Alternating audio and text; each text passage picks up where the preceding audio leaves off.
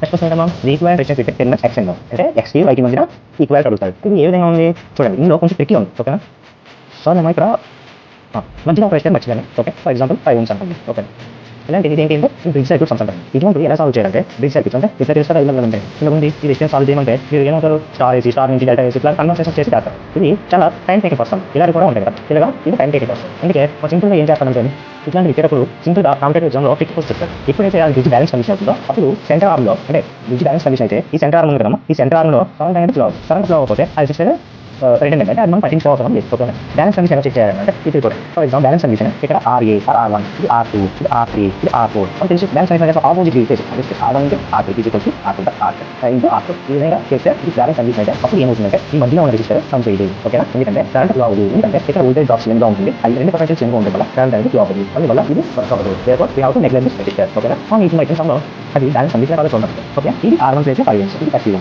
5 × 30.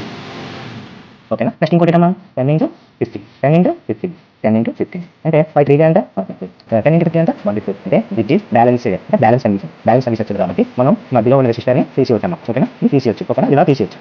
Okay, ఇది తీసేసి ఏమంటారు నెట్వర్క్ ఏముంటుంది.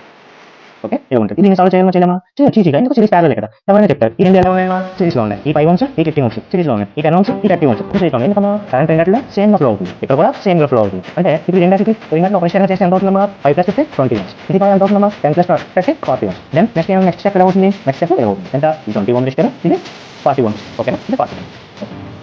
దెన్ ఇప్పుడు ఏమైంది రెండు ప్యారలల్ ఉన్నాయి. ప్యారలల్ అంటే ఫార్ములా తెలుసు, ప్యారలల్ అంటే సపరేట్ 20 × 40 20 + 40. ఓకే, 0 0 క్యాన్సల్ 2 1 0 3 0 అంటే 40/3 వచ్చింది. ఆప్షన్ సేవింగ్ ఇట్లా చదువుతారు 40/. ఓకే, నెక్స్ట్ ఏంటమ్మా equal resistance with 10 x and y.